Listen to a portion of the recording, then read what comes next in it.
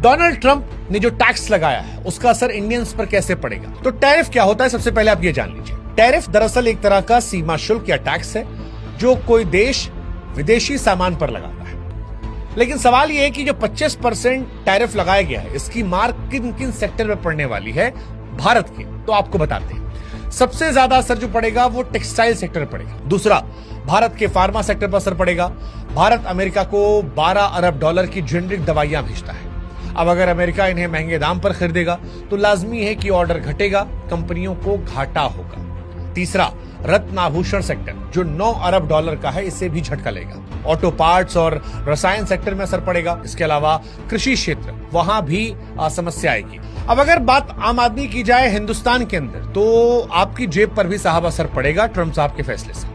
Tariff के चलते जब भारत का एक्सपोर्ट गिरेगा तो लाजमी है कि रुपए की कीमत डॉलर के मुकाबले घट जाएगी। जब रुपया कमजोर होगा तो पेट्रोल और डीजल जैसे आयातित सामान जो है वो महंगे होंगे और इसका सीधा असर जो है वो आपके मोबाइल, गाड़ियां, किराने या सब्जियों पर भी पड़ेगा। दूसरा बड़ा असर जो है वो नौकरियों पर जाएगा, अर्थव्यवस्था पर भी असर पड़ेगा। एक अनुमान जो निकल कर आ रहा है वो ये है कि 61,000 से 72,000 करोड़ का नुकसान होगा। तो जीडीपी में भी 0.some%, 5-6-7%, लगभग 30 अरब डॉलर की